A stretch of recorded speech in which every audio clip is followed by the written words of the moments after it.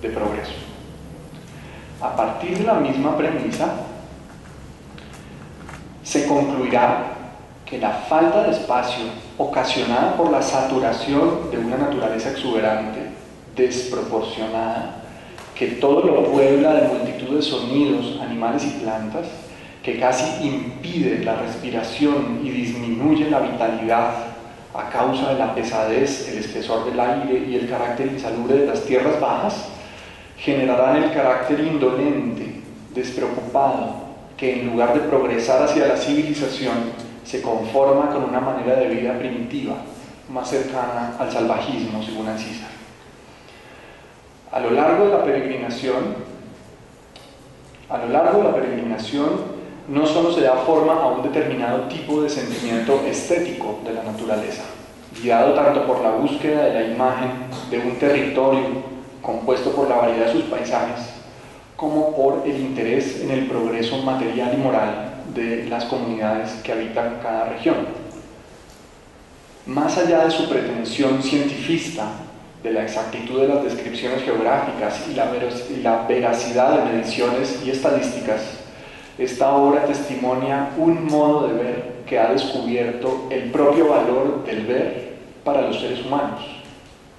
A pesar de sus evidentes prejuicios ilustrados, los relatos de Alcísar muestran que nuestras formas de percepción juegan un papel importante en el establecimiento de las formas de vida social y cultural. La misma figura del peregrino, así sea por breves momentos, logra apartarse de su preferencia por los bellos paisajes cultivados donde sus propias aspiraciones se ven realizadas y se deleita aún en la imagen amenazante de las selvas inhóspitas y los solitarios nevados. Es la experiencia estética de la naturaleza lo que se ha convertido en valor para este personaje, pues ella configura una fuente permanente de renovación de los modos de pensar y de actuar. Llevado por esa fuerza estética del paisaje, no convertida aún en una retórica literaria ni pictórica, Alcísar se permite creer, con una buena dosis de idealismo romántico, que la propia naturaleza es la que inspira el anhelo de progreso y civilización en el espíritu del ser humano. Y con eso vayamos a unas conclusiones provisionales. La primera de ellas: es necesario estudiar a profundidad cómo se configuró en Colombia todo un sistema de coordenadas culturales modernas y qué papel jugó en este proceso. Esto sería lo más importante, por lo menos para mí, qué papel jugó en este proceso el ámbito de la experiencia estética, principalmente representado por las artes y la literatura.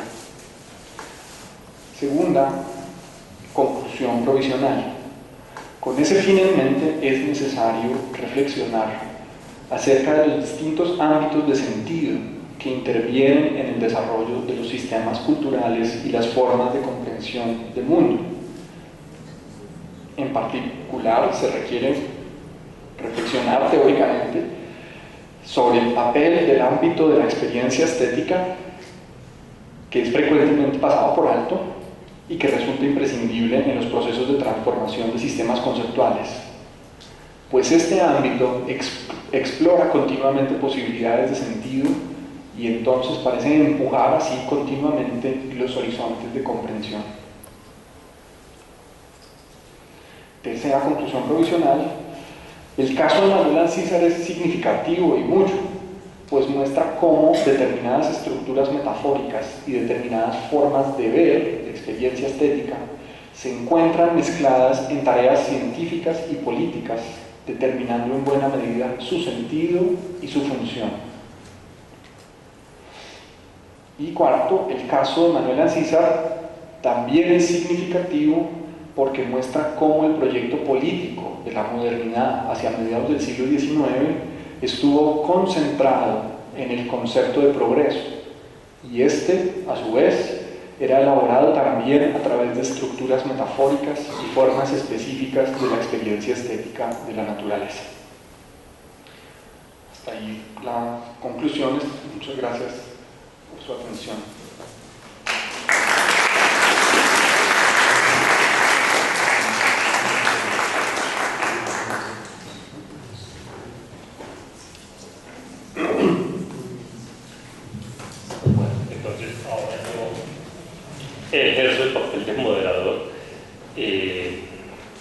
Y pues bueno, tienen la palabra ustedes. ¿Tienen alguna inquietud, alguna duda, alguna anotación?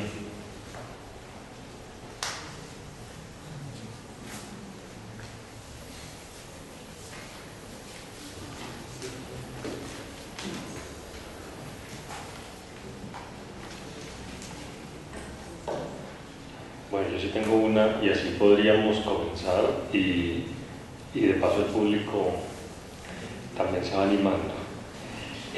A mí me llama muchísimo la atención precisamente el concepto de modernidad, simplemente porque hay una idea bastante común en nuestro país con respecto a que la modernidad fue simplemente un proyecto truncado, que no funcionó, que la modernidad se instauró solamente en el siglo XX. ¿Cómo se ve el asunto ya desde el punto de vista del siglo XIX? ¿Qué implica entonces el concepto de modernidad para el caso de Colombia, ¿no? Sí, justamente yo en varios contextos, pues, tanto en la maestría de Estética e Historia del Arte como a veces en las discusiones con colegas en la TADEO, hemos tocado ese tema, al parecer, y digamos, en lo que trato de hacer como proyecto de investigación en el doctorado también tiene que ver con eso, cómo cuestionar un poquito unos ciertos discursos negacionistas, podríamos decir, podríamos llamarlos, ahora se me ocurre llamarlos así, negacionistas de la modernidad en Colombia, que por ejemplo en el campo del arte, específicamente hablando, retrasan la modernidad solo hasta incluso mediados del siglo XX, ni siquiera a principios del siglo XX, sino a mediados del siglo XX, porque identifican demasiado estrechamente modernidad con vanguardias, por ejemplo. Pero creo que desde la perspectiva histórica también, política quiero decir, también algunos discursos tienden, y eso era como lo que quería tocar con la cita de François Javier Guerra al principio de la charla, tienden un poco a rebajar el valor de lo que significó todo el proceso de independencia, las revoluciones de independencia, tanto la gestación de esas revoluciones como lo que siguió después del momento revolucionario, en términos simplemente como de una sucesión en el poder de unas élites, etc. Y no, digamos, se pierde a veces de vista ese elemento de transformación profunda de coordenadas culturales, que es lo que yo quisiera rescatar aquí. Digamos que mi acercamiento al tema de modernidad tiene que ver con eso, no tanto con el tema de la sucesión de élites en el poder o la pelea por el poder, sino más bien el momento en el cual empiezan a irrumpir en nuestras sociedades coordenadas culturales que nos hacen pensar el tiempo, la naturaleza. En otros contextos se podría hablar, no sé, del propio cuerpo, de la forma de habitación en las ciudades y en las viviendas familiares, personales. Hay todo un cambio de sistemas de referencia que se van a ir profundizando, y yo creería que alrededor de la independencia, tanto en su gestación también como en sus consecuencias posteriores, en la tarea posterior que dejó, lo que uno vería desde el punto de vista cultural es una primera etapa de la penetración de una modernidad cultural, digámoslo así. Y me parece importante, pues, que aprendamos a reconocer eso un poco. Bueno, ¿ya hay preguntas? Sí. Yo quería preguntar si dentro de esta investigación, yo veo que ajustada a la experiencia estética se refiere a la experiencia estética que se tiene por las artes, digamos, plásticas, digamos, las impresiones de la comisión y esto, y la literatura, pues, la aparente sentido literario que tiene los escritos de artistas. Pero yo le quería preguntar si de pronto, pues creo que pues en el evento mismo de la Comisión Fotográfica no exista, pero quizá alrededor haya considerado usted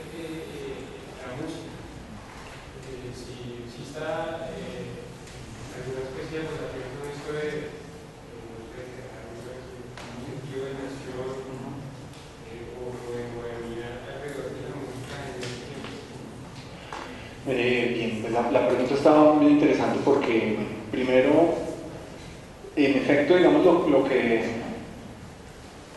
uno entiende básicamente por experiencia estética tiene que estar relacionado con la literatura, y yo digo de las artes. Eso incluye, por supuesto, tanto las artes plásticas y visuales como a la música, entre otras formas artísticas. Pienso que ese es el eje fundamental del ámbito de la experiencia estética, la literatura y las artes. Sin embargo, vale la pena hacer énfasis en que el ámbito de la experiencia estética puede ir, y de hecho va frecuentemente mucho más allá del campo específico de las artes, de la literatura y de las demás artes. Y está siempre mezclado a veces incluso con la producción de objetos útiles, por ejemplo, lo que llamaríamos nosotros hoy el tema del diseño. Pero también está metido en la vida cotidiana de las personas, independientemente de si son artistas o no lo son, o si frecuentan y son, digámoslo así, consumidores de alguna de las formas del arte. Pero la experiencia estética está metida, digamos, más allá del ámbito específico de las artes, sería lo primero que quiero decir. No solamente sí incluyo a la música ahí, dentro de ese conjunto de artes. En este caso pues no me he referido mucho a la música, evidentemente, porque tampoco es mi campo de estudio y se requiere un conocimiento sobre el lenguaje musical para poder emprender esta tarea seriamente. No solamente incluyo pues en realidad la música dentro de las artes, sino que además yo diría falta investigación sobre otros ámbitos de experiencia estética distintos a las artes, pero en los que, digamos, efectivamente podemos observar que ese tipo de experiencia se tiene.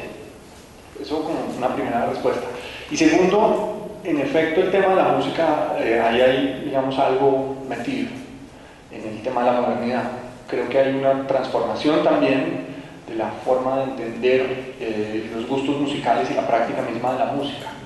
Creo que uno de los temas, yo no he trabajado el asunto seriamente, el propio Manuel Ancísar, ustedes escucharon mencionarlo, estuvo metido en la configuración de una sociedad filarmónica, y esa historia de la sociedad filarmónica está por ahí indirectamente relacionada después con lo que va a ser la fundación de la Academia de Bellas Artes, que tenía un componente musical. Henry Price, que es el pintor, uno de los pintores de la comisión coreográfica, es músico, y de hecho estuvo como director de esa fundación de una sociedad filarmónica aquí, en fin. Ancísar en Peregrinación del Alfa cuenta varias veces sobre las costumbres musicales de los pueblos y sobre los bailes alrededor de esas costumbres musicales, de los instrumentos, etc. Creo que uno de los aspectos interesantes ahí es el tema de la sociabilidad. Para Ancísar, una cultura moderna es una cultura de gente sociable, de gente que se reúne a hablar, a compartir, a bailar, a cantar, a hacer música, a leer, a declamar, bueno, en fin. Esa sociabilidad para Ancísar es un índice de cultura moderna y civilizada. Los aislados, los huraños, son bárbaros, digamos, para él. Y por eso era muy importante, digamos, desde ahí se podría ver alguna relación entre el tema de la música y de la penetración, digamos, de una cultura moderna. La música es eje de sociabilidad. Pero, por supuesto, faltaría muchísima, eso es un terreno virgen por explorar. Yo, la verdad, no conozco investigaciones al respecto sobre qué papel puede haber jugado la música en el desarrollo de proyectos de modernidad en Colombia, y sobre todo antes del final del siglo XIX. Quizá a final del siglo XIX el tema del himno nacional y digamos, como de una música patriótica puede haber sido ya más estudiado, pero antes de finales del siglo XIX no conozco absolutamente nada. Algunas lecturas que yo he hecho sobre América y los inicios digamos, de la colonia y por la conquista de la colonia, encuentro que usted hace un comentario que dice Ancísar, no usted, perdón, dice que encuentra que las comunidades están en un estado de postración y conformismo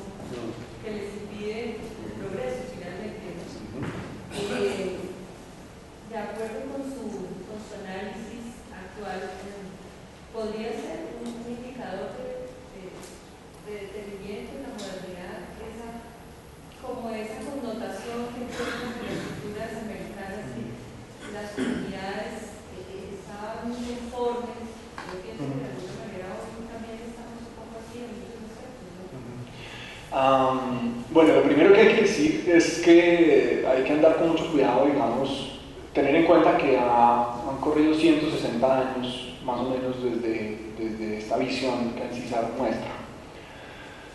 Es decir, hay que adquirir como una distancia histórica y crítica respecto a la visión de Ancisar. Y el proyecto de modernidad de Ancisar, en este sentido, digamos, es competitivo y descalificador, podríamos decirlo también. Es un proyecto, en este sentido, de progreso y de modernidad unidireccional. Hacia allá es que tenemos que ir y no hay otra opción. Desde ese discurso, insisto, que lleva ya 160 años, digamos, de distancia, está a 160 años de nosotros, desde ese discurso, en efecto, las formas de comprensión del mundo y las culturas, especialmente de las comunidades alejadas de las capitales del altiplano y de las cordilleras, del mundo andino, digamos así, de los reinosos, de los que viven en las montañas, pues ese tipo de comunidades y poblaciones generalmente indígenas y afrodescendientes, algunos mestizos, en fin, representan, como dice Ancisar, como pedazos del tiempo arcaico que todavía se conservan. Ellos, para hacer una comparación, ellos se fascinaron, en la Comisión Coreográfica se fascinaron también con el tema de los hallazgos arqueológicos, las piedras llenas de inscripciones, los tuncos, las esculturas en piedra en San Agustín, todo eso les fascinaba, como los vestigios de las culturas del pasado. Este tipo de comunidades ellos las veían como vestigios vivos de culturas del pasado. Yo creo que hoy es imposible ver de la misma manera, digamos, a otras comunidades, a comunidades que tienen otras formas de ver el mundo. Precisamente porque a lo largo de 160 años de historia hemos tenido en la filosofía, en la sociología, en la antropología, en los estudios literarios, en fin, una serie de críticas respecto al proyecto y a las formas de concebir el proyecto de modernidad. Europeo, eurocéntrico, unidireccional, Todo eso se ha criticado, se han planteado la necesidad de reconsiderar esos proyectos, y digamos que hoy, que el término sería más bien la postmodernidad, una, digamos, de sus proclamaciones es la flexibilización y la diversificación del punto de vista desde el cual se hacen evaluaciones frente a culturas diferentes a las nuestras. Ancisar no tiene nada de eso, por supuesto. Para Ancisar, estas personas están postradas, estas personas están presas de un pasado que hay que, primero que hay que redescubrir, que hay que analizar con detenimiento y desde una posición crítica y política. Todo ese pasado que nos mantiene postrados es un pasado que hay que cuestionar políticamente, porque es un pasado que nos impide progresar. Pero también hay un pasado, ese era un tema interesante que quería tocar, pero pues eso no lo he desarrollado todavía. También hay un pasado, incluso un pasado indígena, que parece ser antecedente del progreso. Ancisar reelabora en algunos pasajes descripciones fantasiosas absolutamente, imaginativas absolutamente, de lo que fue el pueblo glorioso de los Zipas, hablando de Zipaquirá, por ejemplo. Y entonces los indígenas no siempre son vistos como reflejo de un pasado que nos obstaculice el progreso, sino al contrario, como un pasado de progreso ancestral, como una civilización que progresó a su manera hace mucho tiempo y que de alguna manera nosotros en el presente deberíamos honrar también con el progreso. Entonces digamos que habría que hacer también ese matiz. Si bien para Ancisar muchas de las comunidades indígenas que él conoció estaban postradas en esa, digamos, falta de ambición y de progreso, también es cierto que especialmente las comunidades indígenas prehispánicas, que él solo se imagina, que no tiene elementos de juicio más allá de casi de su propia imaginación, se las imagina como unas sociedades de progreso y de bienestar. Entonces ahí hay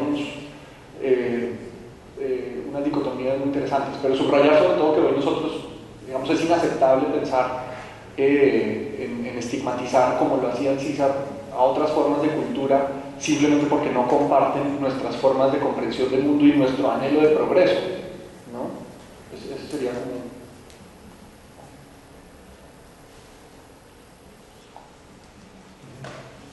Sí, yo he escuchado varias veces, digamos que en cierta forma como la teoría del determinismo geográfico ha estado reevaluada desde hace bastante tiempo. ¿Cómo es la aplicación, digamos, de toda esta exposición pues, que usted nos hizo hoy, haciendo referencia a César en la actualidad? Bueno, valga la aclaración que usted hizo hace un momento, y es que digamos, el transcurso pues, del discurso de César hasta hoy ha sido de más de un siglo, pero es válido, digamos, replantearse nuevamente el debate del determinismo geográfico o simplemente dejarlo en el pasado, la tumba de lo graduado o qué. Bueno, primero, a mí no me interesa tanto, digamos, desde el punto de vista del debate científico, que a veces eso sí, por ahí creo que hay un artículo sobre la comisión coreográfica como antecedente del desarrollo de la geografía en Colombia, que, digamos, pues obviamente muestra esa limitación, ¿no? El discurso geográfico y la práctica de la geografía en la comisión coreográfica está completamente marcada por esa idea de un determinismo geográfico en la cultura de las personas. Y ellos, desde el punto de vista científico, cuestionan, digamos, esa premisa. Sin embargo, yo no abordo ese tema del determinismo geográfico desde la misma óptica, digamos, del desarrollo de una ciencia, llámese geografía, etnografía o como quiera llamarse, sino que yo lo abordo más bien ese determinismo desde el punto de vista de cómo está inspirado, esa idea del determinismo geográfico, está inspirada en la experiencia estética de la naturaleza en la que uno vive. No sé si se ve ahí. Es decir, para un geógrafo es importante cuestionar la idea de que se puede deducir casi sencillamente, casi directamente, que si usted vive en tierras altas es persona inclinada a la civilización y que si vive en la selva entonces está inclinada a la barbarie. Eso es imposible, ¿no? Porque digamos que en plata blanca eso es lo que está diciendo Alcíjar, ¿no? Así dicho escuetamente. Eso es imposible decirlo desde el punto de vista de la ciencia. A mí ese debate no me interesa porque creo que está suficientemente claro eso. Me interesa más bien mostrar que ese mismo determinismo está anclado en una experiencia estética del paisaje.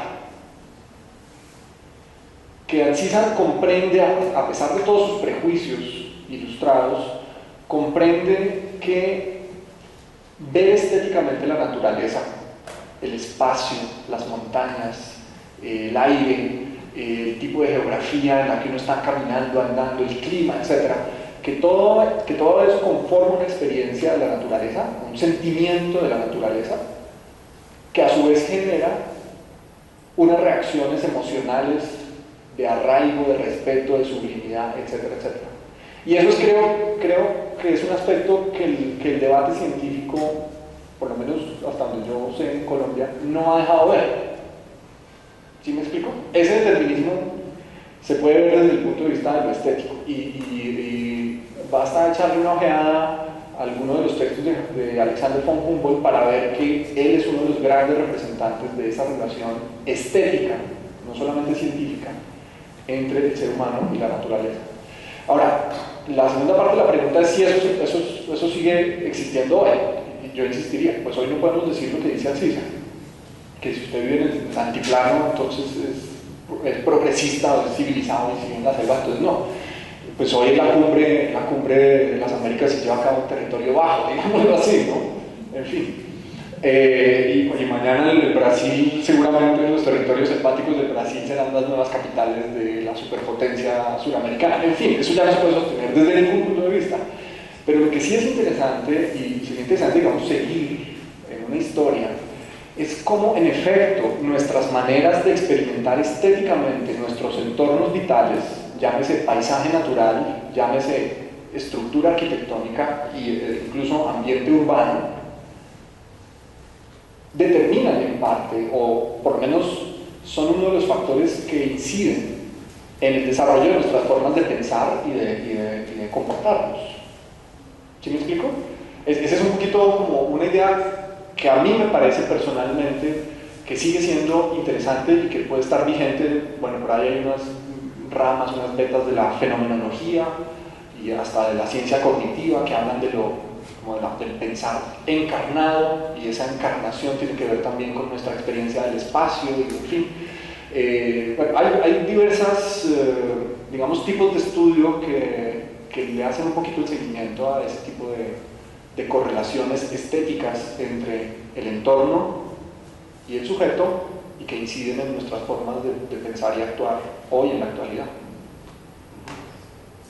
Yo quería entender una inquietud que me surge a propósito de esta tesis que usted acaba de aclarar nuevamente sobre el origen de ese determinismo en una experiencia estética de la naturaleza y en una experiencia estética del progreso, o de la noción de progreso, un sustrato de experiencia estética en esa noción de progreso. Y es que la primera parte de su exposición, cuando nos hablaba de Blumenberg y de Jauss, parecía plantear algo que no encuentro cómo conciliar con eso, y es que la experiencia estética es una experiencia inagotable o irreductible a la experiencia teórica, al conceptual. uso conceptual, ¿no?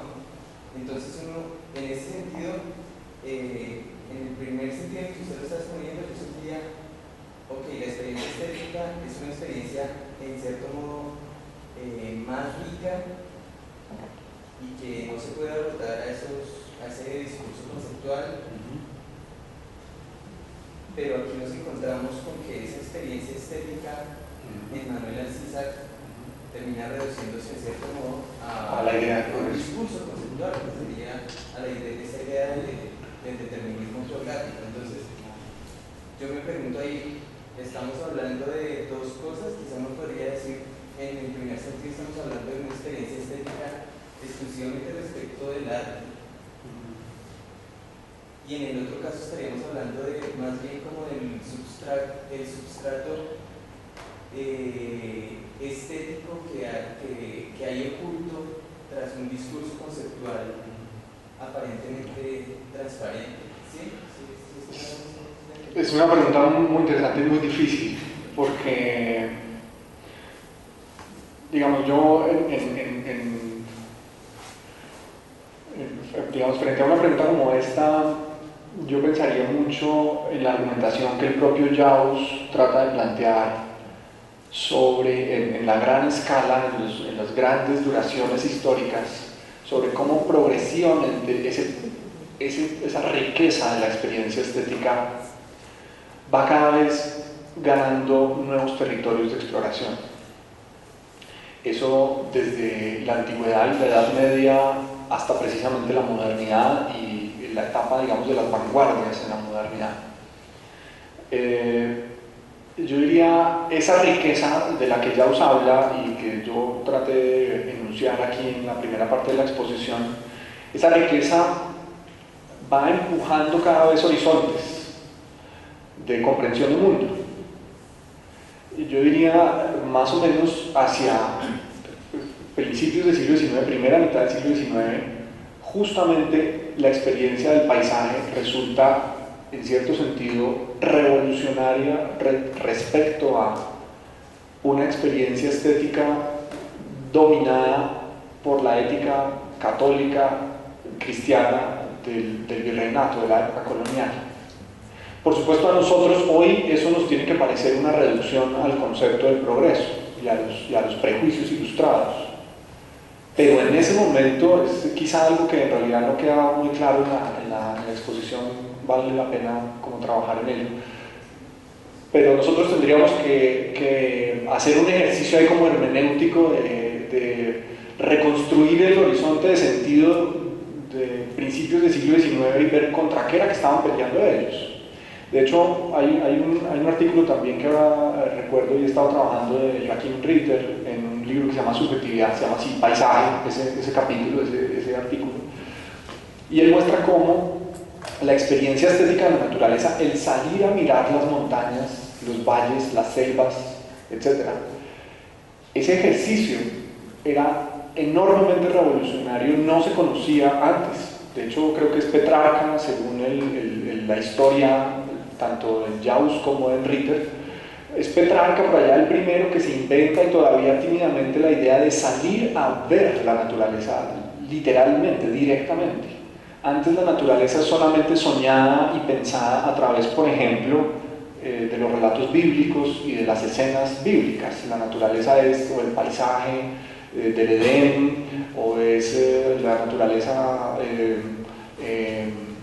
digamos, desencantada por el causa del pecado original, o es la trampa seductora que nos tiende en todo momento la tentación hacia el pecado.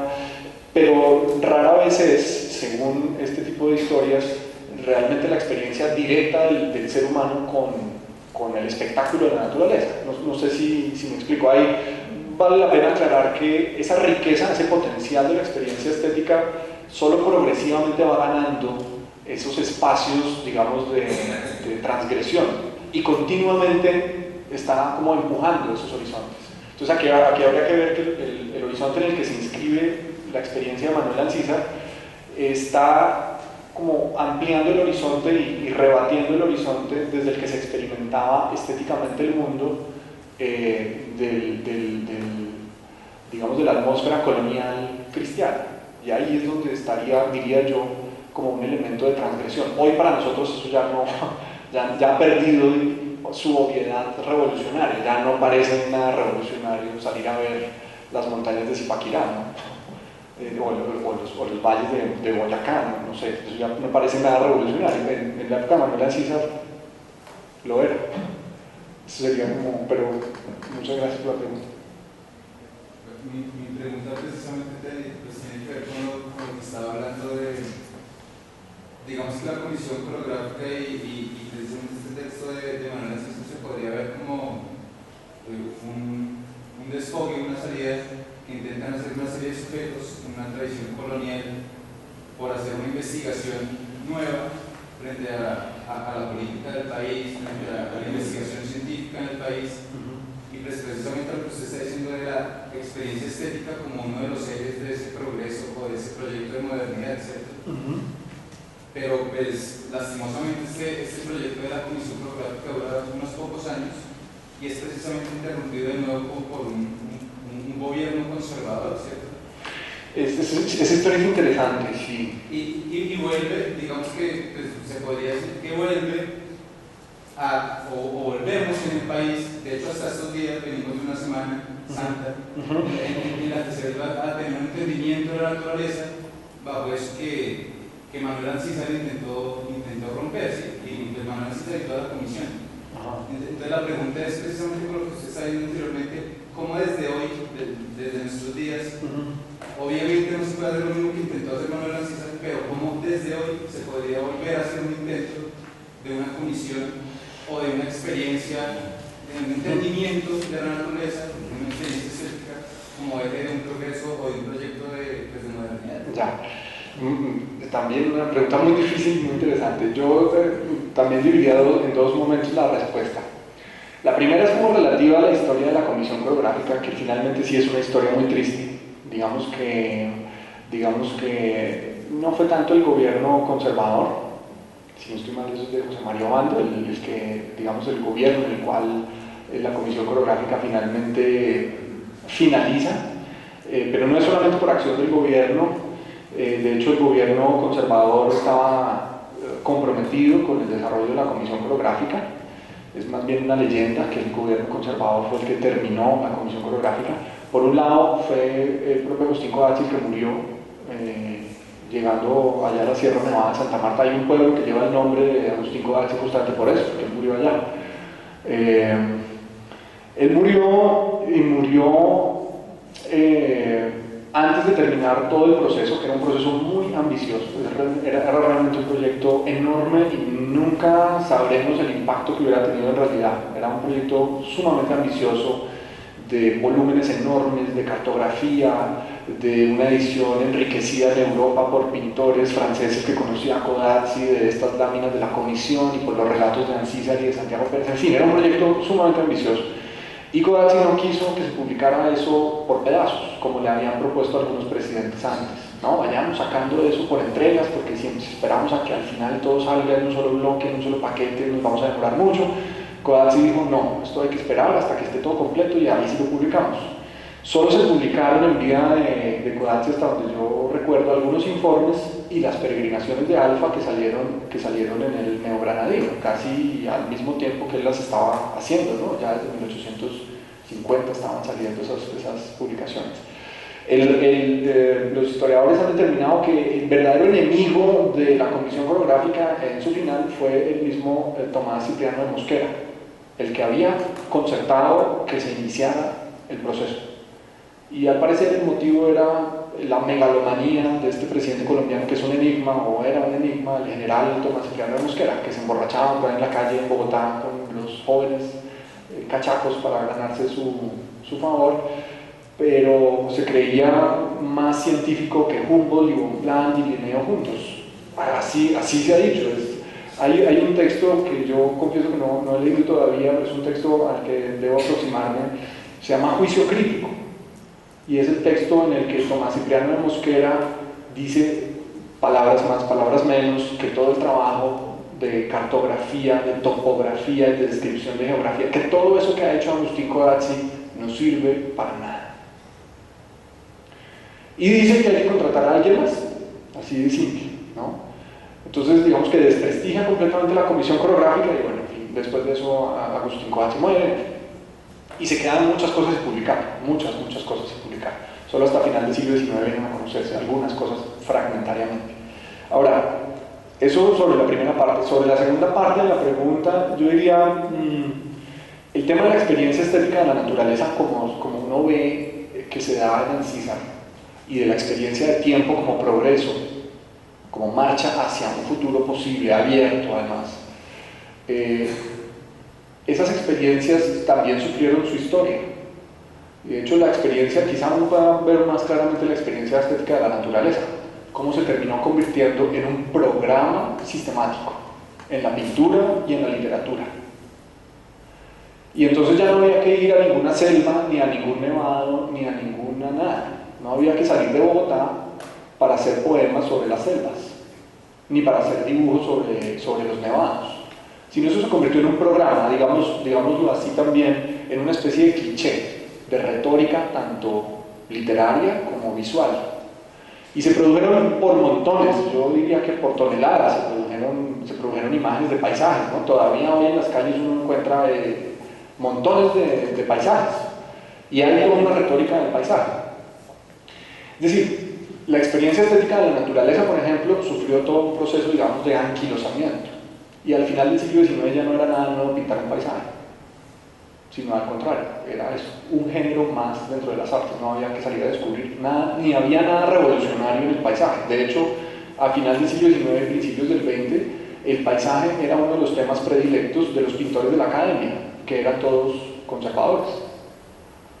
Y otro tanto pasa en el ámbito de la literatura, me parece. Las descripciones de costumbres ya no están al servicio de una crítica sobre el sistema colonial, sobre la administración pública que debe llevar a cabo unas reformas liberales, sino al contrario, al final del siglo XIX los relatos de costumbres y las descripciones de la naturaleza, los paisajes, están más bien al servicio como de un espíritu católico, como una aspiración aristocrática allí, de nobleza, etc., de idealización absurda de los campesinos y de los indígenas, que ya no son estos indígenas postrados, como dice Ancísar, sino al contrario, son como grandes héroes, son nuevos héroes de la nobleza del pueblo colombiano, y entonces hay toda una transformación. En ese sentido yo diría que hoy, que todavía vivimos las consecuencias de la retórica del paisaje y tal, lo que sería revolucionario sería más bien aprender a reconocer una experiencia de la naturaleza distinta a esas formas heredadas, romantizadas, idealizadas hasta el cansancio y hasta el sinsentido, hasta el ámbito comercial. Hoy los mejores paisajes hoy son las fotografías publicitarias de Melgar, ¿no? El escenario idílico de la palmera con el coco en la playa, ese es nuestro paisaje hoy, y es contra ese tipo de paisaje contra el que una experiencia estética una vez más revolucionaria tendría que removerse, que tendría que pensarse, ¿no? Una naturaleza como algo más que un escenario de descanso y de paz y de confort. Ese sería el reto para una naturaleza, para una experiencia de la naturaleza, creo yo, el día de hoy. Pero bueno, eso es más como una especulación de mi parte.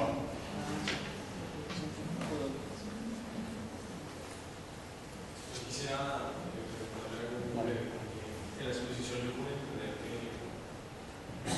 que la experiencia estética particularizada del ejército colombiano sirvió para establecer en algún momento el ámbito de significación de lo que era la modernidad. Pero cuando se presenta el caso de Manuel Narcisa se limita a las dos más claras. En la obra de Manuel Narcisa uno puede rastrear algo de esa afirmación. Pero ¿cómo se estableció el proyecto de modernidad en Colombia fuera de Manuel Narcisa? Fuera de su forma de ver la experiencia estética dentro de los ideales y afinidades de la modernidad? Porque usted al principio, por la primera pregunta, dijo que se negaba a la bueno, lo que se había dicho, pero ¿y entonces cómo puede sacar, cómo usted puede caracterizar el proceso de modernidad fuera del ámbito de la experiencia estética? En Manuel Narcisa, ok. Bueno, pues ese es el trabajo que quisiera hacer algún día. Esa es la investigación que me quisiera hacer algún día y es lo que me parece absolutamente desbordante. Yo creería que hay mucho material por investigar.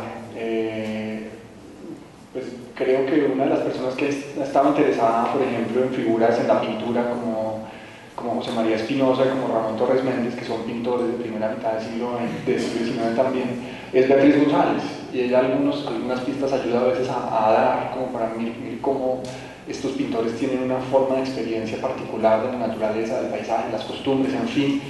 Pero es muy difícil establecerlo. Es muy difícil establecerlo. Por ejemplo, uno de los antecedentes interesantes en la forma de la experiencia estética de la naturaleza, obsesionada con el tema del progreso y la civilización y que este territorio está lleno de riquezas y que la providencia misma ha hecho que este territorio esté como predestinado a su grandeza, es Francisco José de Caldas. Es decir, ya en la generación de la gente de 1810, ya en la gente que hizo, digamos, la independencia, este tipo de experiencia estética podría seguirse rastreando, como en el caso de Francisco José de Caldas.